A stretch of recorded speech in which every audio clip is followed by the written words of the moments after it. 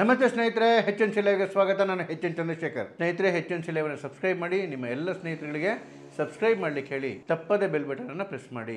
ನೋಡಿ, ಬಿಜೆಪಿ ಇವತ್ತು ಯಾವ ಮಟ್ಟದಲ್ಲಿ ದೇಶದಲ್ಲಿ ಬೆಳೆದ್ಬಿಟ್ಟಿದೆ ಅಂತ ಹೇಳಿದ್ರೆ, ದೇಶದ 22 ರಾಜ್ಯಗಳಲ್ಲಿ NDA ಸರ್ಕಾರ ಇದೆ, ಬಿಜೆಪಿ ಅಥವಾ ಬಿಜೆಪಿಯ ಬೆಂಬಲಿತ ಸರ್ಕಾರ ಇದೆ. 16 ಜನ ಬಿಜೆಪಿಯ ಮುಖ್ಯಮಂತ್ರಿಗಳಿದ್ದಾರೆ. 16 ರಾಜ್ಯಗಳಲ್ಲಿ ಬಿಜೆಪಿದೇ ಸರ್ಕಾರ ಇದೆ. ಕೇವಲ ಬೆರಳೆ ಎಣಿಕೆಯಷ್ಟು ರಾಜ್ಯಗಳಲ್ಲಿ ಮಾತ್ರ 3 ರಾಜ್ಯದಲ್ಲಿ ಕಾಂಗ್ರೆಸ್ಸು, ಇನ್ನೊಂದಷ್ಟು ಪ್ರಾದೇಶಿಕ ಪಕ್ಷಗಳು ಇರ್ತಕ್ಕಂಥದ್ದು. ನೋಡಿ, 1989ರವರೆಗೆ ಸ್ವತಂತ್ರ ಬಂದ ಮೇಲೆ ಕಾಂಗ್ರೆಸ್ ಪಕ್ಷ ಏಕಮೇವಾದ್ವಿತೀಯ ಪಕ್ಷ ಆಗಿತ್ತು ದೇಶದಲ್ಲಿ. ಎರಡನೇ ಪಕ್ಷ ಅನ್ನೋದೇ ಇರಲಿಲ್ಲ ರೀ. ಅಂದರೆ ನಾನು ಹೇಳ್ತಿರೋದು ಫಾರ್ಮಿಡಬಲ್ ಅಪೋಸಿಷನ್ನು. ಒಂದು ಚುನಾವಣೆಯಲ್ಲಿ ಜನತಾ ಪಕ್ಷ ಬಂತು, ಹಾಗೆಯೇ ಮುರಿದೋಯ್ತು ಬಿಟ್ಟರೆ ಮತ್ತು ಬೇರೆ ಬೇರೆ ಪಕ್ಷಗಳು ಕಾಲಘಟ್ಟದಲ್ಲಿ ಬಲಿಷ್ಠವಾಗಿ ಕಾಂಗ್ರೆಸ್ಸನ್ನು ಎದುರಿಸ್ತಾ ಇದ್ವು. ಆದರೆ ದೇಶದಲ್ಲಿ ಎರಡನೇ ಅತಿ ದೊಡ್ಡ ಪಕ್ಷ ಅನ್ನಕ್ಕಂಥದ್ದೇ ಇರಲಿಲ್ಲ. 1989ರಲ್ಲಿ ಮೊದಲನೇ ಬಾರಿಗೆ ಏನು ಅಯೋಧ್ಯ ಮೂಮೆಂಟ್ ಸ್ಟಾರ್ಟ್ ಆಯಿತು, ಆಗ ಇಡೀ ದೇಶದಲ್ಲಿ ಬಿಜೆಪಿ ಒಂದು ಆಲ್ಟರ್ನೇಟ್ ಅಥವಾ ಎರಡನೇ ಅತಿ ದೊಡ್ಡ ವಿರೋಧ ಪಕ್ಷ ಅಂಥೇಳಿ ಬೆಳೀತು. ಈ ಪರಿಸ್ಥಿತಿ ಆಲ್ಮೋಸ್ಟ್ 2014ರವರೆಗೆ ಇತ್ತು. ಅದು 2014ರಿಂದ ಇವತ್ತಿನವರೆಗೆ ಬಿಜೆಪಿ ದೇಶದ ನಂಬರ್ 1 ಪಾರ್ಟಿಯಾಗಿ ಬೆಳೆದು ನಿಂತಿದೆ. 2014 ಆದಮೇಲೆ ಕೂಡ ಕೆಲವು ವರ್ಷಗಳ ಕಾಲ ಕಾಂಗ್ರೆಸ್ಸು 2ನೇ ಸ್ಥಾನದಲ್ಲಿತ್ತು. ಈಗ 2ನೇ ಸ್ಥಾನದಲ್ಲೂ ಇಲ್ಲ ರೀ. ಹೇಳಿದ್ನಲ್ಲ, ದೇಶದಲ್ಲಿ ಇರೋದೇ ಕೇವಲ 3 ರಾಜ್ಯದಲ್ಲಿದ್ದಾರೆ. 100 ಸಂಖ್ಯೆನೂ ಮುಟ್ಟಿಲ್ಲ ಅವ್ರದ್ದು ಲೋಕಸಭೆ ಒಳಗಡೆಗೆ. 3ನೇ ಬಾರಿ ಲೋಕಸಭೆಯಲ್ಲಿ ಹೀನಾಯವಾಗಿ ಸೋತಿದ್ದಾರೆ. ಪ್ರಾದೇಶಿಕ ಪಕ್ಷಗಳು ಸ್ಟ್ರಾಂಗ್ ಆಗಿ ಬೆಳ್ಕೊಂಡಿದ್ದಾವೆ. ಹಾಗಾಗಿ ಇವಾಗ ದೇಶದ ನಂಬರ್ 1 ಪಾರ್ಟಿ ಯಾವುದು ಅಂತ ಹೇಳಿದ್ರೆ ಬಿಜೆಪಿ. ನಂಬರ್ 2 ಪಾರ್ಟಿ ಅಂದರೆ ಅದಕ್ಕೆ ಉತ್ತರನೇ ಸಿಗೋದಿಲ್ಲ. ಇದರಲ್ಲಿ ನೋಡಿ, ಒಂದು ಗ್ಲಿಚ್ ಇದೆ. ಎಲ್ಲೆಲ್ಲಿ ಬಿಜೆಪಿ ಮತ್ತು ಕಾಂಗ್ರೆಸ್ಸು ನೇರವಾಗಿ ಹಣಾಹಣಿಲಿದ್ದಾವೆ, ಆ ರಾಜ್ಯಗಳಲ್ಲಿ ಬಿಜೆಪಿಯ ಸ್ಟ್ರೈಕಿಂಗು ರೇಟು ಭಾಳ ಚೆನ್ನಾಗಿದೆ.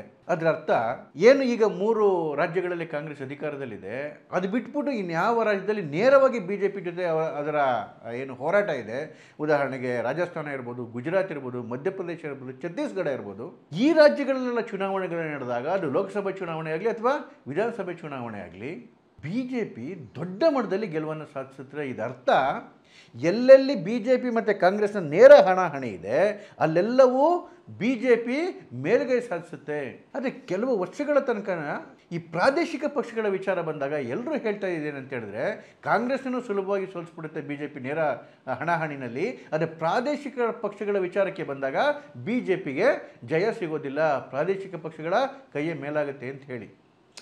ಇದಕ್ಕೆ ಹಲವಾರು ಉದಾಹರಣೆಗಳು ಕೂಡ ನಮ್ಮ ಕಣ್ಮುಂದೆ ಇದ್ವು. DMK ದೊಡ್ಡದಾಗಿ ಪರ್ಫಾರ್ಮೆನ್ಸ್ ಮಾಡ್ತಾಯಿದ್ರು ತಮಿಳುನಾಡಲ್ಲಿ. ಆಂಧ್ರದಲ್ಲಿ ಜಗನ್ಮೋಹನ್ ರೆಡ್ಡಿ ಇದ್ದರು, TDP ಇತ್ತು, ಒರಿಸ್ಸಾದಲ್ಲಿ ಬಿಜು ಪಟ್ನಾಯಕ್ ಇದ್ದರು, ವೆಸ್ಟ್ ಬೆಂಗಾಲಲ್ಲಿ ಮಮತಾ ಬ್ಯಾನರ್ಜಿ, ಬಿಹಾರದಲ್ಲಿ ಲಾಲು ಪ್ರಸಾದ್ ಯಾದವ್, ಉತ್ತರ ಪ್ರದೇಶದಲ್ಲಿ ಸಮಾಜವಾದಿ ಪಾರ್ಟಿ. ಈ ರೀತಿ ಒಳಗಡೆಗೆ ಈ ಪ್ರಾದೇಶಿಕ ಪಕ್ಷಗಳ ಹೋರಾಟದಲ್ಲಿ ಬಿಜೆಪಿಗೆ ಅಷ್ಟು ದೊಡ್ಡ ಮಟ್ಟದಲ್ಲಿ ಜಯ ಸಿಗ್ತಿರ್ಲಿಲ್ಲ ಅಂತ ಹೇಳ್ತಾ ಇದ್ರು. ಇದಕ್ಕೆ ವ್ಯತಿರಿಕ್ತವಾಗಿ ಅತಿ ದೊಡ್ಡ ಜಯ ಸಿಕ್ಕಿದ್ದು ಬಿಜೆಪಿಗೆ ಮೊನ್ನೆ 2024ರ ಚುನಾವಣೆಯಲ್ಲಿ. ಅದು ಒರಿಸ್ಸಾದಲ್ಲಿ ಸ್ವಾತಂತ್ರ್ಯ ಬಂದ ಮೇಲೆ ಯಾವತ್ತೂ ಬಿಜೆಪಿಯ ಸರ್ಕಾರವೇ ನಿರ್ಮಾಣ ಆಗಿರಲಿಲ್ಲ. ಅಂದರೆ ಬಿಜೆಪಿಯ ಮುಖ್ಯಮಂತ್ರಿನೇ ಬಂದಿರಲಿಲ್ಲ. 1999ರಿಂದ 2009ರವರೆಗೆ ಬಿಜೆಪಿ ನವೀನ್ ಪಟ್ನಾಯಕ್ ಅವರ ಜೊತೆಯಲ್ಲೇ ಸರ್ಕಾರ ಮಾಡಿತ್ತು. ನವೀನ್ ಪಟ್ನಾಯಕ್ ಅವರನ್ನೇ ಮುಖ್ಯಮಂತ್ರಿ ಆಗ್ತಿದ್ರು. 2009ರಲ್ಲಿ ನವೀನ್ ಪಟ್ನಾಯಕ್ ಅವರು ಬಿಜೆಪಿಯ ಸಖ್ಯವನ್ನು ಬಿಟ್ಟರು. ಅದು 2009ರಿಂದ ಮತ್ತು 2024ರವರೆಗೆ ಅವರೇನೇ ಮತ್ತೆ ಗೆದ್ದು ಮುಖ್ಯಮಂತ್ರಿ ಆಗ್ತಾಯಿದ್ರು. ಅಂದರೆ 1999ರಿಂದ 2024ರವರೆಗೆ ನಿರಂತರವಾಗಿ BJDಯ ನವೀನ್ ಪಟ್ನಾಯಕ್ ಮುಖ್ಯಮಂತ್ರಿ ಆಗ್ತಾಯಿದ್ರು. ಬಿಜೆಪಿಯ ಮುಖ್ಯಮಂತ್ರಿಯಲ್ಲಿ ಯಾರೂ ಆಗಿರಲಿಲ್ಲ ಸ್ವಾತಂತ್ರ್ಯ ಬಂದ ಮೇಲೆ. ಅದೇ ಮೊನ್ನೆ ನಡೆದ ಚುನಾವಣೆಯಲ್ಲಿ, ಅಂದರೆ ಲೋಕಸಭೆ ಜೊತೆಗೆ ನಡೆದಂಥ ವಿಧಾನಸಭಾ ಚುನಾವಣೆಯಲ್ಲಿ ಒರಿಸ್ಸಾದಲ್ಲಿ ಬಿಜೆಪಿ ಲೋಕಸಭೆಯಲ್ಲೂ ನಂಬರ್ 1 ಪಾರ್ಟಿಯಾಗಿ ಹೊರಹೊಮ್ಮಿತು. ಅದೇ ರೀತಿ ವಿಧಾನಸಭೆ ಚುನಾವಣೆಯಲ್ಲೂ ಕೂಡ ದೊಡ್ಡ ಮಟ್ಟದ ಗೆಲುವನ್ನು ಸಾಧಿಸಿ ಅಧಿಕಾರದ ಚುಕ್ಕಾಣಿ ಹಿಡಿದು ಬಿಜೆಪಿಯ ಮುಖ್ಯಮಂತ್ರಿಯಾದರು. ಇದು ಒಂದು ಅರ್ಥದಲ್ಲಿ ಭಾಳ ದೊಡ್ಡ ಒಂದು ಗೇಮ್ ಚೇಂಜರ್ ಅಂತ ಹೇಳ್ಬೋದು ಭಾರತದ ರಾಜಕಾರಣದಲ್ಲಿ. ಒಂದೇನೋ ಗೆದ್ದಾಯಿತು ನೋಡಿ, ಮುಂದಿದೆ ದೊಡ್ಡ ಹೋರಾಟಗಳು. ಈ ವರ್ಷ ಬಿಹಾರದ ಚುನಾವಣೆ ಇದೆ. ಬಿಹಾರದ ಚುನಾವಣೆಯಲ್ಲಿ ಒಂದು ಅರ್ಥದಲ್ಲಿ ಬಿಜೆಪಿ ಅಧಿಕಾರದಲ್ಲಿ ಇದ್ರೂ ಕೂಡ ಬಿಜೆಪಿಯ ಮುಖ್ಯಮಂತ್ರಿ ಬಂದಿಲ್ಲ. ನೋಡಿ, ಕಳೆದ 3 ದಶಕದ ಏನು ರಾಜಕಾರಣ ನೋಡ್ಕೊಂಬಂದರೆ, ಈ 30 ವರ್ಷಗಳಲ್ಲಿ ಕೇವಲ ಒಂದು ಬಾರಿ ಮಾತ್ರ 1995ರಲ್ಲಿ ಲಲ್ಲೂ ಪ್ರಸಾದ್ ಯಾದವ್ RJDಗೆ ಸಂಪೂರ್ಣ ಬಹುಮತ ಬಂದಿದ್ದು ಬಿಟ್ಟರೆ ಇನ್ಯಾವತ್ತೂ ಒಂದು ಪಕ್ಷಕ್ಕೆ ಬಹುಮತ ಬಂದೇ ಇಲ್ಲ. ನಿತೀಶ್ ಕುಮಾರ್ ಅವರ ಏನು ಯುಗ ಪ್ರಾರಂಭ ಆದಮೇಲೆ ಅವರು ಬಿಜೆಪಿ ಜೊತೆ ಸರ್ಕಾರ ಮಾಡಲಿ ಅಥವಾ RJD ಜೊತೆ ಸರ್ಕಾರ ಮಾಡಲಿ, ಚುನಾವಣೆಗಳಲ್ಲಿ ನಂಬರ್ 1 ಪಾರ್ಟಿಯಾಗಿ ನಿತೀಶ್ ಕುಮಾರ್ ಅವರ JDUನೇ ಹೊರಹೊಮ್ತಾ ಇತ್ತು. ಟ್ರೆಂಡ್ ಬದಲಾವಣೆ ಆಗಿದ್ದು ಕಳೆದ ವಿಧಾನಸಭಾ ಚುನಾವಣೆಯಲ್ಲಿ 2020ರಲ್ಲಿ 2020ರಲ್ಲಿ ಏನಾಯಿತು, ಬಿ ಜೆ ಪಿ ನಂಬರ್ 1 ಪಾರ್ಟಿಯಾಗಿ ಹೊರಹೊಮ್ಮಿತು. ಜೂನಿಯರ್ ಪಾರ್ಟ್ನರ್ ಆಗಿ ಇರಬೇಕಾಯಿತು JDU, ಬಟ್ ನಿತೀಶ್ ಕುಮಾರೇ ಮತ್ತೆ ಮುಖ್ಯಮಂತ್ರಿ ಆದರು ಬಿ ಜೆ ಪಿಯ ಸಪೋರ್ಟಿಂದ. ಆಮೇಲೆ ಆದರೆ RJD ಜೊತೆ ಹೋದರೆ ಈಗ ಮತ್ತೆ ವಾಪಸ್ಸು ಬಿ ಜೆ ಪಿಯ ಸಪೋರ್ಟಿಂದ ಮುಖ್ಯಮಂತ್ರಿ ಆಗಿದ್ದಾರೆ. ಈ ಬಾರಿ ಬಿ ಜೆ ಪಿಯವರು ಮುಖ್ಯಮಂತ್ರಿ ಆಗ್ತಾರೆ ಬಿಹಾರದಲ್ಲಿ. ಇದು ಒಂದು $1 ಮಿಲಿಯನ್ ಪ್ರಶ್ನೆ. ಇದನ್ನು ನಾವು ಸೈಡಿಗಿಟ್ಟರೆ ಮುಂದಿನ ವರ್ಷ ಬರ್ತಿರ್ತಕ್ಕಂತಹ 3 ದೊಡ್ಡ ಚುನಾವಣೆಗಳು ಬಿ ಜೆ ಪಿಯ ಏನು ಶಕ್ತಿಯನ್ನು ತಾಕತ್ತನ್ನು ಪ್ರೂವ್ ಮಾಡ್ತವೆ. ಒಂದು ವೆಸ್ಟ್ ಬೆಂಗಾಲಲ್ಲಿ ಚುನಾವಣೆ ಇದೆ, ತಮಿಳ್ನಾಡಲ್ಲಿ ಚುನಾವಣೆ ಇದೆ, ಮತ್ತು ಕೇರಳದಲ್ಲಿ ಚುನಾವಣೆ ಇದೆ. ಮೊದಲಿಗೆ ತಮಿಳ್ನಾಡನ್ನು ನೋಡಿದ್ರೆ, ತಮಿಳ್ನಾಡಲ್ಲಿ 5-6 ವರ್ಷಗಳ ತನಕ ನೋಡಿಕೊಂಡ್ರೆ ಅದಕ್ಕಿಂತ ಹಿಂದೆ ಬಿ ಜೆ ಪಿಯ ಶಕ್ತಿ ಇರಲೇ ಇಲ್ಲ. ಬಿ ಜೆ ಪಿ AIADMK ಜೊತೆ ಅಲಯನ್ಸ್ ಮಾಡಿಕೊಂಡು ಹೀಗಾಗಿ ಒಂದು ಸರ್ಕಾರ ಫಾರಮ್ ಮಾಡ್ತಾಯಿತ್ತು ಅಥವಾ ಅಧಿಕಾರದ ಹತ್ತಿರಕ್ಕೆ ಬರ್ತಾಯಿತ್ತು. ಅದೇ ಕಳೆದ ಚುನಾವಣೆಯಲ್ಲಿ AIADMK ಸಖ್ಯವನ್ನು ಬಿಟ್ಟಿದ್ರೂ ಕೂಡ ಅಣ್ಣಾಮಲೈಯವರವರ ಸದೃಢ ನೇತೃತ್ವದಲ್ಲಿ NDA ಲೋಕಸಭಾ ಚುನಾವಣೆಯಲ್ಲಿ ಆಲ್ಮೋಸ್ಟ್ 18.5% ವೋಟ್ ಶೇರನ್ನು ತಗೊಂತು. ಬಿ ಜೆ ಪಿಯ ಸ್ವಂತ 11.5% ವೋಟ್ ಶೇರನ್ನು ತಗೊಂತು ತಮಿಳುನಾಡು. ಇದೊಂದು ಭಾಳ ದೊಡ್ಡ ಸಾಧನೆ. ಈಗ ವಿಧಾನಸಭಾ ಚುನಾವಣೆ ಬರ್ತಾ ಇದೆ ಮುಂದಿನ ವರ್ಷ. ಬಿ ಜೆ ಪಿ ಮತ್ತು AIADMK ಮತ್ತೆ ಅಲಯನ್ಸ್ ಮಾಡ್ಕೊಂಡಿದ್ದಾವೆ. ಇಲ್ಲಿ ಇನ್ನೊಂದು ಶಕ್ತಿ ಉದಯಾಗಿದೆ ಪೊಲಿಟಿಕಲಲ್ಲಿ, ಅದು ವಿಜಯ್ ಅವರ TVK. ಈ ವಿಜಯ್ ಅವರ TVK ಯಾರ ವಿರುದ್ಧ ಸೆಣಸ್ತಾ ಇದೆ ಅಥವಾ ಯಾರ ಪರವಾಗಿ ಸೆಣಸ್ತಾ ಇದೆ ಜನಕ್ಕೆ ಅರ್ಥವೇ ಆಗ್ತಾ ಇಲ್ಲ. ವಿಜಯ್ ಭಾಷಣ ಮಾಡ್ತಾ ಹೇಳ್ತಾರೆ, ನಾನು ಸೈದ್ಧಾಂತಿಕವಾಗಿ ಬಿ ಜೆ ಪಿಯ ವಿರೋಧಿ, ರಾಜಕೀಯವಾಗಿ DMKಯ ವಿರೋಧಿ. ಪುಣ್ಯಕ್ಕೆ ಇವರು AIADMK ಅಷ್ಟೊಂದು ಹೇಳಿಲ್ಲ. ಇದ್ಯಾವ ಲಾಜಿಕ್ ರೀ? ಸೈದ್ಧಾಂತಿಕವಾಗಿ ಬಿ ಜೆ ಪಿ ವಿರೋಧ ಅಂತೆ, ರಾಜಕೀಯವಾಗಿ DMK ವಿರೋಧವಂತೆ. ಅಂದರೆ ಇವರ ಒಳಾರ್ಥ ಏನು ಅಂತ ಹೇಳಿದರೆ, ಇವರು AIADMKನ ಟೀಕೆ ಮಾಡ್ತಿಲ್ಲ, ಅಂದರೆ AIADMKನ ಮತ ಬ್ಯಾಂಕಿಗೆ ಕೈ ಹಾಕ್ತಾ ಇದ್ದಾರೆ. ಬಿ ಜೆ ಪಿ ಕೈ ಹಾಕ್ತಿರೋದು ಕೂಡ ಅದೇ ಮತ ಬ್ಯಾಂಕಿಗೆ. ನೋಡಿ, ಏನು ಆ ದ್ರಾವಿಡ ರಾಜ್ಯದಲ್ಲಿ DMKಗೆ ನಿಜವಾದ ಆಲ್ಟರ್ನೇಟಿವ್ ಇರ್ತಕ್ಕಂಥದ್ದು AIADMKನೇ. ಆದರೆ ಜಯಲಲಿತಾ ಅವರ ಸಾವಿನ ನಂತರ ಒಂದು ಸಮರ್ಥ ನಾಯಕತ್ವ, ಅಂದರೆ ಇಡೀ ಪ್ಯಾನ್ ತಮಿಳ್ನಾಡು ಅಕ್ಸೆಪ್ಟ್ ಆಗ್ತಕ್ಕಂತಹ ಲೀಡರಲ್ಲಿ ಎಮರ್ಜ್ ಆಗಲಿಲ್ಲ. ಈ ಪನ್ನೀರ್ ಸೆಲ್ವಂ ಇವತ್ತು ಚುಕ್ಕಾಣಿ ಹಿಡಿದಿದ್ದಾರೆ ಆ್ಯಸ್ ಎ ಜನರಲ್ ಸೆಕ್ರೆಟರಿಯಾಗಿ. ಆದರೆ ಅವರಿಗೆ ಆ ಇಡೀ ರಾಜ್ಯದ ಅಕ್ಸೆಪ್ಟೆನ್ಸ್ ಇದೆಯಾ? ಅದಿನ್ನೂ ಪ್ರೂವ್ ಆಗಿಲ್ಲ, ಇಲ್ಲ ಅಂತಲೇ ಹೇಳ್ಬೋದು. ಹಾಗಾಗಿ ಏನು ಆ ವೋಲಟೈಲ್ ವೋಟ್ ಬ್ಯಾಂಕ್ ಏನಿದೆ AIADMKದು, ಅದರ ಮೇಲೆ TVKನೂ ಕಣ್ಣಾಕಿದೆ, ಬಿ ಜೆ ಪಿ ಕೂಡ ಕಣ್ಣಾಕಿದೆ. ಈಗ ಇರ್ತಕ್ಕಂಥ ಪ್ರಶ್ನೆ ಏನು ಅಂತ ಹೇಳಿದರೆ, ಈ ಹೊಸ ಪಕ್ಷ ಏನು TVK ಉದಯ ಆಗಿದೆ, ಇದರ ಇಂಪ್ಯಾಕ್ಟ್ ಎಲೆಕ್ಷನಲ್ಲಿ ಎಷ್ಟಾಗ್ಬೋದು? ಜನ ಅಭಿಮಾನಕ್ಕೆ ವಿಜಯನ ಒಪ್ಪಬಹುದು, ಆದರೆ ಆ ಅಭಿಮಾನ ಓಟಾಗಿ ಕನ್ವರ್ಟ್ ಆಗುತ್ತಾ? ಹಲವಾರು ಉದಾಹರಣೆಗಳಿದೆ ಆ ಥರ ಆಗಿಲ್ಲ, ಹಲವಾರು ಉದಾಹರಣೆಗಳಿದೆ ಆ ಥರ ಆಗಿದ್ದಾವೆ. ಆದರೆ ಆಗುತ್ತೋ ಆಗಲ್ವೋ ಅದು ಮುಂದೆ ಬರ್ತಕ್ಕಂಥ ಚುನಾವಣೆನೇ ಹೇಳಬೇಕು. ನೋಡಿ, ಹಾಗೆ ನೋಡ್ಕೊಂಡ್ರೆ ವಿಜಯ್ಗಿಂತ 100 ಪಟ್ಟು ಹೆಚ್ಚು ಪಾಪ್ಯುಲರು ರಜನಿಕಾಂತ್ ಅವರು ಪೊಲಿಟಿಕಲ್ ಪಾರ್ಟಿ ಮಾಡಬೇಕು ಅಂತ ಹೋದ್ರು. ಆದರೆ ಅವರಿಗೆ ಧೈರ್ಯವೇ ಬರಲಿಲ್ಲ. ಯಾಕೆಂತ ಹೇಳಿದ್ರೆ ಅವ್ರಿಗೂ ಒಂದು ಅನುಮಾನ ಇತ್ತು, ನನ್ನನ್ನು ಆರಾಧನೆ ಮಾಡ್ತಿರ್ತಕ್ಕಂತಹ ನನ್ನ ಏನು ಅಭಿಮಾನಿಗಳು ಪೊಲಿಟಿಕಲ್ ಆಗು ನನಗೆ ವೋಟ್ ಹಾಕ್ತಾರಾ ಅದೇ ಪ್ರಮಾಣದಲ್ಲಿ ಅಂತಕ್ಕಂಥ ಡೌಟ್ ಅವ್ರಿಗೂ ಹೊಮ್ಮಿತ್ತು. ಇವತ್ತು TVKದು ಅದೇ ಇದಾಗಿದೆ. ಯಾಕೆಂದರೆ ಕಮಲ ಹಾಸನ್ ಒಂದು ಪಾರ್ಟಿ ಮಾಡಿದ್ರು, ಮುಗ್ಗುರ್ಸೋಯ್ತು ತಮಿಳ್ನಾಡು ರಾಜಕಾರಣದಲ್ಲಿ. ಈಗ TVK ಮಾಡಿದರೆ ಇವರು ವೋಟ್ ತೊಗೊಂಡ್ರು ಯಾರು ವೋಟ್ ತೊಗೊತಾರೆ? ಈಗ ಆಂಟಿ ಇನ್ಕಂಬೆನ್ಸಿ ಫ್ಯಾಕ್ಟರ್ ಏನು ವರ್ಕ್ ಆಗ್ತಿದೆ DMK ಮೇಲೆ, ಆ ವೋಟನ್ನು ಇವರು ಡಿವೈಡ್ ಮಾಡ್ತಾರಾ ಅಥವಾ BJP AIADMKನ ವೋಟನ್ನೇ ಹೊಡಿತಾರಾ? ಇದು ಬರ್ತಿರ್ತಕ್ಕಂಥ ದಿನಗಳೇ ಹೇಳಬೇಕು. ಆದರೆ BJPಯ ಶಕ್ತಿ ದಿನೇ ದಿನೇ ಜಾಸ್ತಿ ಆಗ್ತದೆ. ಎಸ್ಪೆಷಲಿ ಉಪರಾಷ್ಟ್ರಪತಿ ಸ್ಥಾನಕ್ಕೆ CP ರಾಧಾಕೃಷ್ಣನ್ ಅವ್ರನ್ನ ಘೋಷಣೆ ಮಾಡಿದ್ಮೇಲೆ, ತಮಿಳಿಗರಾದಂತಹ ರಾಧಾಕೃಷ್ಣನ್ ಅವ್ರನ್ನ ಘೋಷಣೆ ಮಾಡಿದ್ಮೇಲೆ ಒಂಥರ ಈ ಪೆಂಡುಲಮೇ ಬೇರೆ ಕಡೆಗೆ ಟಿಲ್ಟ್ ಆಗಿರೋ ಥರ ಕಾಣ್ತಾ ಇದೆ. BJPಗೆ ಭಾಳ ದೊಡ್ಡ ಅಸ್ತ್ರ ಸಿಕ್ಬಿಟ್ಟಿದೆ.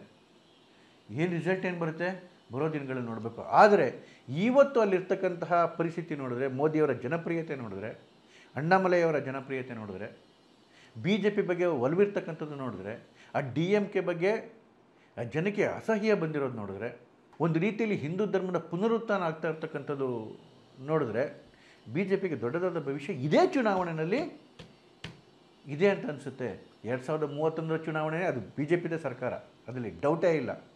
ಆದರೆ 2026 ಚುನಾವಣೆಯಲ್ಲೂ ಕೂಡ ಅದೇ ಕಮಲ್ ಆಗುತ್ತೆ ಅಂತಕ್ಕಂಥದ್ದು ಪೊಲಿಟಿಕಲ್ ಪಂಡಿತರ ಅಭಿಪ್ರಾಯ. ಇನ್ನು ವೆಸ್ಟ್ ಬೆಂಗಾಲಿಗೆ ಬಂದರೆ ನೋಡಿ, ವೆಸ್ಟ್ ಬೆಂಗಾಲಿಗೆ ನಾನು ಕಳೆದ ಒಂದು ವಿಡಿಯೋದಲ್ಲಿ ಹೇಳಿದ್ದೆ, ಮೋದಿಯವರು ಮಮತಾ ವಿಚಾರದಲ್ಲಿ ಸ್ಟ್ರಾಟಜಿನ ಚೇಂಜ್ ಮಾಡಿಬಿಟ್ಟಿದ್ದಾರೆ. ಮೋದಿಯವರು ಯಾವುದೇ ರ್ಯಾಲಿಗಳಲ್ಲಿ ಪಶ್ಚಿಮ ಬಂಗಾಳದಲ್ಲಿ ಹೋಗಲಿ ಮಾಡ್ತಿರ್ತಕ್ಕಂಥ ರ್ಯಾಲಿಗಳಲ್ಲಿ ಮಮತಾ ಅವ್ರನ್ನ ಅಟ್ಯಾಕ್ ಮಾಡ್ತಾ ಇಲ್ಲ, ಅವ್ರನ್ನ ಹೆಸರಿಡಿದು ಅಟ್ಯಾಕ್ ಮಾಡ್ತಾ ಇಲ್ಲ. ಅವ್ರು ಅಟ್ಯಾಕ್ ಮಾಡ್ತಿರೋದು ಕೇವಲ ಆ ಸರ್ಕಾರವನ್ನು ಮತ್ತು ಆ ಪಕ್ಷವನ್ನು. ಯಾಕೆ ಅಂತ ಹೇಳಿದ್ರೆ, ಮಮತಾ ದೀದಿ ಬಗ್ಗೆ ಅಲ್ಲಿನ ಜನಗಳಿಗೆ ಅದೇನೋ ಕೋಪವೋ ಪ್ರೀತಿಯೋ ಗೊತ್ತಿಲ್ಲ, ಆದರೆ ಒಂದು ರೀತಿ ಅಭಿಮಾನ ಅಂತೂ ಇದೆ. ಅವ್ರ ಬಗ್ಗೆ ಯಾರೇ ಕೆಟ್ಟದಾಗ ಮಾತಾಡಿದ್ರು ಆ ಜನ ಸಹಿಸಲ್ಲ. ಈ ಸೂಕ್ಷ್ಮತೆಯನ್ನು ಮೋದಿಯವರು ಅರ್ಥ ಮಾಡ್ಕೊಂಡಿದ್ದಾರೆ. ಹಾಗಾಗಿ ಬಿ ಜೆ ಪಿಯ ಸ್ಟ್ರಾಟಜಿಯೇ ಚೇಂಜ್ ಆಗಿದೆ. ಮಮತಾರನ್ನ ಡೈರೆಕ್ಟ್ ಅಟ್ಯಾಕ್ ಬಿಟ್ಬಿಟ್ಟು ಆ ಪಕ್ಷವನ್ನು, ಸರ್ಕಾರವನ್ನು, ಆ ಪಕ್ಷದಿಂದ, ಸರ್ಕಾರದಿಂದ ಏನೇನು ಅನ್ಯಾಯಗಳಾಗ್ತಿದೆ, ಕಿತ್ತು ತಿಂತಕ್ಕಂತಹ ಏನು ಭ್ರಷ್ಟಾಚಾರ, ಮಹಿಳೆಯರ ಮೇಲೆ ನಿರಂತರ ಅತ್ಯಾಚಾರಗಳು, ಹೇಳಿದ್ನಲ್ಲ ಗೂಂಡಾರಾಜು, ಇವೆಲ್ಲವೂ ಆ ಸರ್ಕಾರದ ವಿಷ ಫಲಗಳು. ಅದನ್ನು ಇವತ್ತು ಎತ್ತಿ ಹಾಡ್ತಾ ಇದ್ದಾರೆ ಬಿ ಜೆ ಪಿಯವರು, ಎಸ್ಪೆಷಲಿ ಮೋದಿಯವರು. ಜೊತೆಗೆ SIR ಏನು ಶುರುವಾಗಿದೆ ಬಿಹಾರಲ್ಲಿ, ಇದಂತೂ ಮಮತಾ ಬ್ಯಾನರ್ಜಿ ಅವರಿಗೆ ನಿದ್ದೆಗೆಡಿಸ್ಬಿಟ್ಟಿದೆ. ಏನು ಮತಪತ್ರದ ವಿಶೇಷ ರಿವಿಷನ್ನು, ಇದು ಏನು ಬಾಂಗ್ಲಾದ ನುಸುಳುಕೋರು ಮತ್ತು ರೋಹಿಂಗ್ಯಾಗಳಿಗೆ ಏನು Aadhaar card, ID card, voter ID card ಎಲ್ಲ ಮಾಡಿಸಿ ಮಮತಾ ಬ್ಯಾನರ್ಜಿಯವರು ತಮ್ಮ ಮಕ್ಕಳಂತೆ ಸಾಕ್ಕೊಂಡಿದ್ರಲ್ಲ ಲಕ್ಷಾಂತರ ಮಂದಿಯನ್ನು, ಬೋಗಸ್ ವೋಟರ್ಸ್ಗಳನ್ನ, ಇವ್ರನ್ನೆಲ್ಲವನ್ನು ಕೂಡ ಹಿಡಿದು ವಾಪಸ್ ಒದ್ದು ಅವ್ರ ದೇಶಕ್ಕೆ ಕಳಿಸ್ತಕ್ಕಂಥ ಕೆಲಸ, ಅಥವಾ ಹಿಡಿದು ಅವರ ವೋಟರ್ ಹಕ್ಕುಗಳನ್ನ ಕಿತ್ಕೊಳ್ತಕ್ಕಂಥ ಕೆಲಸ ಈಗಾಗಲೇ ಬಿಹಾರಲ್ಲಿ ಶುರು ಮಾಡಿದೆ ಎಲೆಕ್ಷನ್ ಕಮಿಷನ್. ಅದು ಬಂಗಾಳದಲ್ಲೂ ಕೂಡ ಶುರು ಮಾಡುತ್ತೆ. ಈಗಾಗಲೇ ಎಲೆಕ್ಷನ್ ಕಮಿಷನ್ ಒಂದಷ್ಟು ಕೆಲಸಗಳನ್ನ ಶುರು ಮಾಡಿದೆ ಬಂಗಾಳದಲ್ಲಿ. ಮೊನ್ನೆ 4 ಜನ ಅಫಿಷಿಯಲ್ಸು, ಮಮತಾ ಸರ್ಕಾರದಲ್ಲಿರ್ತಕ್ಕಂಥ ಅಫಿಷಿಯಲ್ಸು ಈ ರೀತಿಯಾಗಿ ನುಸುಳುಕೋರರ ಫರ್ಜಿ ಏನು ವೋಟರ್ ಐಡಿಗಳನ್ನ ಮಾಡ್ತಾಯಿದ್ರು, ಅವರು ರೆಡ್ ಹ್ಯಾಂಡರ್ ಸಿಗಾಕೊಂಡಿದ್ರು, ಅವ್ರನ್ನ ಸಸ್ಪೆಂಡ್ ಮಾಡಿ ಅಂತೇಳಿ ECI ಅವರು ಬರೆದರು. ಚೀಫ್ ಎಲೆಕ್ಷನ್ ಕಮಿಷನರು ಪತ್ರ ಬರೆದರು. ಮಮತಾ ಬ್ಯಾನರ್ಜಿ ಸಸ್ಪೆಂಡ್ ಮಾಡಲಿಲ್ಲ. ಅಲ್ಲಿನ ಚೀಫ್ ಸೆಕ್ರೆಟರಿಗೂ ಬರೆದರು. ಚೀಫ್ ಸೆಕ್ರೆಟರಿ ಕೂಡ ಇಲ್ಲಿವರೆಗೂ ಆ ಕದೀಮರನ್ನ ಸಸ್ಪೆಂಡ್ ಮಾಡಿಲ್ಲ. ಕಾರಣ ಏನು ಕೊಡ್ತಾರೆ ಅಂತ ಹೇಳಿದ್ರೆ, ಅಕಸ್ಮಾತ್ ಈಗ ಸಸ್ಪೆಂಡ್ ಮಾಡಿಬಿಟ್ರೆ ಏನು ಎಲೆಕ್ಷನ್ಗೆ ಕೆಲಸ ಮಾಡ್ತಿರ್ತಕ್ಕಂಥ ಅಫಿಷಿಯಲ್ಗಳ ಮನೋಬಲ ಜಗ್ಗೋಗುತ್ತಂತೆ. ಅಬ್ಬಬ್ಬಬ್ಬ, ಏನು ಲಾಜಿಕ್ ರೀ! ಕಳ್ಳರನ್ನ ಕಳ್ತನ ಮಾಡೋದನ್ನ ಹಿಡಿದ್ರೆ ಬೇರೆಯವರಿಗೆ ಮನೋಬಲ ಕುಗ್ಗುತ್ತಂತೆ. ಈಗ ಇನ್ನೂ ಅಧಿಸೂಚನೆ ಬಂದಿಲ್ಲ. ಒಂದ್ಸಲ ಅಧಿಸೂಚನೆ ಬಂದರೆ ಅದು ಕಂಪ್ಲೀಟ್ ಎಲೆಕ್ಷನ್ ಕಮಿಷನ್ ಕೈಗೆ ಬಂದುಬಿಡುತ್ತೆ. ಅವಾಗೆಲ್ಲ ಇವನ್ನ ಫುಟ್ಬಾಲ್ ಒದ್ದು ಆಚೆ ಕಡೆ ಕಳಿಸ್ತಾರೆ. ಹೇಗಾದರೂ ಮಾಡಿ SIRನ ತಡಿಲೇಬೇಕು, ಈ ಮತದಾನ ಇಂಟೆನ್ಸಿವ್ ರಿವಿಷನ್ನ ತಡಿಲೇಬೇಕು ಅಂತೇಳಿ ಮಮತಾ ಬ್ಯಾನರ್ಜಿ ಇದ್ದಿದ್ದೆಲ್ಲ ಸರ್ಕಸ್ ಮಾಡ್ತಾ ಇದ್ದಾರೆ. ಬಾಂಗ್ಲಾ ಭಾಷೆಯ ಮೇಲೆ ಅತ್ಯಾಚಾರ ಆಗ್ತಾ ಇದೆ, ಬಾಂಗ್ಲಾ ಭಾಷೆಯ ಮೇಲೆ ಅಟ್ಯಾಕ್ ಆಗ್ತಿದೆ. ಬೇರೆ ಬೇರೆ ರಾಜ್ಯಗಳಲ್ಲಿ ಅವ್ರು ಬಾಂಗ್ಲಾ ಮಾತಾಡ್ತಾರೆ ಅನ್ನೋ ಕಾರಣಕ್ಕೋಸ್ಕರ ಅಂತೇಳಿ ಹೊಸದಾಗಿ ನಾಟಕ ಶುರು ಮಾಡಿದ್ದಾರೆ. ಹೌದು, ಬಾಂಗ್ಲಾದವರು ಭಾಷೆನೇ ಮಾತಾಡೋದು, ರೋಹಿಂಗ್ಯಾಗಳು ಬಾಂಗ್ಲಾ ಭಾಷೆನೇ ಮಾತಾಡೋದು. ಇಲ್ಲಿ ಪ್ರಶ್ನೆ ಅವ್ರು ಬಾಂಗ್ಲಾ ಮಾತಾಡ್ತಾರ ಇಲ್ವಾ ಅಲ್ಲ, ಅವರು ಭಾರತದ ನಾಗರಿಕರ ಅಲ್ವಾ ಅನ್ನೋದು. ಈ ಯಾವ ನಾಟಕನೂ ಮೋದಿಯವ್ರ ಮುಂದೆ ನಡೆಯಲ್ಲ ಮಮತಾಕ್ಕ. ಜೊತೆಗೆ ಯಾವ ಬ್ರಹ್ಮಾಂಡ ಭ್ರಷ್ಟಾಚಾರ ಆ ಸರ್ಕಾರದಲ್ಲಿ ಇವತ್ತು ಆಗೋಗಿದೆ. ಅಲ್ಲಿನ ಏನು ಕಾರ್ಯಕರ್ತಗಳಿಗೆಲ್ಲ ಗುಂಡ ಲೈಸೆನ್ಸ್ ಕೊಟ್ಬಿಟ್ಟಿದ್ದಾರೆ ಭ್ರಷ್ಟಾಚಾರ ಮಾಡೋದಕ್ಕೆ. ಆ ಶಿಕ್ಷಕರ ಹಗರಣದಲ್ಲಿ ಭ್ರಷ್ಟಾಚಾರ ಆಗಿರೋದಕ್ಕೆ ಸುಪ್ರೀಂ ಕೋರ್ಟೇ ತಪರಾಕಿ ಆಗ್ತು. ಜೊತೆಗೆ ಮಹಿಳೆಯರ ಜೀವನ ಅಂತೂ ಒಂಥರ ನರ್ಕ ಆಗೋಗಿದೆ ರೀ. ರೇಪ್ಗಳು, ಕೊಲೆಗಳು, ಇವು ನಿಂತೂ ಇಲ್ಲ, ಇವಕ್ಕೊಂದು ಅಂತ್ಯನೂ ಕಾಣ್ತಾ ಇಲ್ಲ. ಇವೆಲ್ಲವನ್ನು ಹೈಲೈಟ್ ಮಾಡ್ಕೊಂಡು ಇವತ್ತು ಮೋದಿಯವರು ಬೆಂಗಾಲದ ಜನರ ಮುಂದೆ ಪ್ರಸ್ತುತಪಡಿಸ್ತಾ ಇದ್ದಾರೆ. BJP ಮಾಡಿದಂಥ ಕೆಲವು ಎಡವಟ್ಟುಗಳಿಂದ ಕಳೆದ ಚುನಾವಣೆಯಲ್ಲಿ ನಮಗೆ ಸ್ವಲ್ಪ ಹಿನ್ನಡೆ ಆಯಿತು. ಆದರೆ ಅದು ಎಲ್ಲ ಜನಗಳಿಗೂ ಅರ್ಥ ಆಗೋಗಿದೆ. BJP ನಮ್ಮ ಜೊತೆ ನಿಲ್ತದೆ ಅಂತಕ್ಕಂತಹ ಒಂದು ಧೈರ್ಯ ಬಂದಿದೆ. ಸುವೇಂದು ಅಧಿಕಾರಿ ದೊಡ್ಡ ಪ್ರಮಾಣದಲ್ಲಿ ರಾಜ್ಯದಲ್ಲೆಲ್ಲ ಪ್ರವಾಸ ಮಾಡ್ತಾ ಇದ್ದಾರೆ. ಈ ಎಲ್ಲ ಕಾರಣಗಳಿಂದ ಬೆಂಗಾಲದಲ್ಲೂ ಕೂಡ BJPಗೆ ದೊಡ್ಡ ಮಟ್ಟದ ಒಂದು ಆಶಾಕಿರಣ ಗೋಚರಿಸ್ತಾ ಇದೆ. BJP ಸರ್ಕಾರ ನಿರ್ಮಾಣ ಆಗುತ್ತೆ ಅಲ್ಲಿ. ನೋಡೋಣ ಬಂಧುಗಳು ಏನಾಗುತ್ತೆ ಅಂತೇಳಿ. ಇನ್ನು ಕೇರಳದಲ್ಲೂ ಕೂಡ ಚುನಾವಣೆ ಇದೆ. ಕೇರಳದಲ್ಲೇನು BJPಯನ್ನು ಭಾಳ ಸಾಧನೆ ಮಾಡಿಬಿಟ್ಟೆ ಅಂತ ಹೇಳಲಿಕ್ಕಾಗಲ್ಲ. ಅದು ಇವತ್ತು ಬೆಳೀತಿರ್ತಕ್ಕಂತಹ ವೇಗವನ್ನು ನೋಡಿದ್ರೆ ತನ್ನ ವೇಗವನ್ನು ಇನ್ನಷ್ಟು ಜಾಸ್ತಿ ಮಾಡ್ಕೊಳ್ಳುತ್ತೆ, ತನ್ನ ಶಕ್ತಿಯನ್ನು ಇನ್ನಷ್ಟು ಜಾಸ್ತಿ ಮಾಡ್ಕೊಳ್ಳುತ್ತೆ. ಅಷ್ಟು ಹೇಳ್ಬೋದು. ಬಿಟ್ಟರೆ ಈ ಸರ್ಕಾರ ನಿರ್ಮಾಣ ಮಾಡಿಬಿಡುತ್ತೆ ಅಂತ ಏನು ಕನಸು ಕಾಣಲಿಕ್ಕೆ ಆಗಲ್ಲ ಅಂತ ಅನಿಸುತ್ತೆ. ಬೆಂಗಾಲ ಮತ್ತು ತಮಿಳುನಾಡು ನಿಜವಾಗ್ಲೂ ಬ್ರೈಟ್ ಸ್ಪಾಟ್ಗಳಾಗಿ ಹೊರಹೊಮ್ತಾ ಇದೆ. ನೋಡೋಣ ಏನಾಗುತ್ತೆ ಅಂತೇಳಿ. ನಮಸ್ಕಾರ.